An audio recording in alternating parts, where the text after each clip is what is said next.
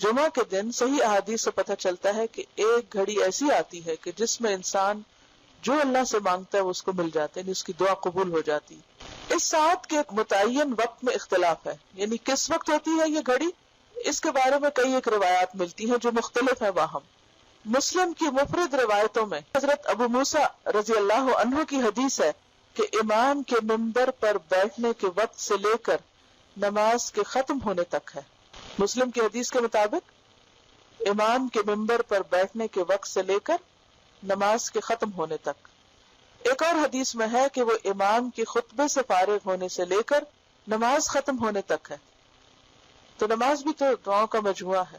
اگر اس دوران وہ گھڑی آ جاتی ہے اور آپ کا دل نماز میں حاضر ہے تو آپ جو بھی پڑھ رہے ہیں قبول ہو جائے گا انشاءاللہ.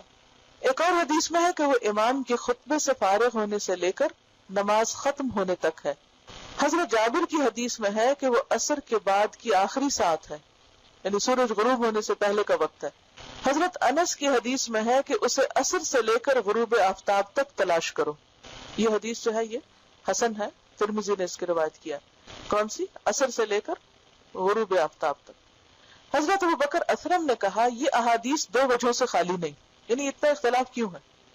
یا تو بعض احادیث بعض سے زیادہ صحیح ہوگی، یعنی ایک وجہ تو یہ ہے، اور یا پھر یہ ساتھ مختلف اوقات میں منتقل ہوتی رہتی ہوگی، جیسا کہ لیلۃ القدر رمضان کی آخری 10 راتوں میں منتقل ہوتی رہتی.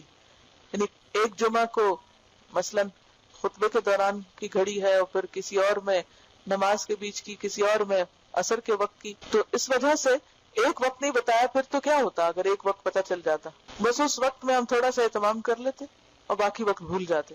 یا یہ بھی ہو سکتا ہے کہ یہ سارے اوقات ہوں، یعنی اگر ایک گھڑی مس ہو گئی تو اگلی پہ آپ کیچ کر لیں اس کو، وہ مس ہو گئی تو اگلی پہ چلے جائیں، تاکہ بار بار دھیان رکھیں. ویڈیو کے نیچے سبسکرائب کے بٹن پہ کلک کریں، بیل کے آئیکن پہ کلک کیجئے تاکہ ہر نئی ویڈیو کی نوٹیفیکیشن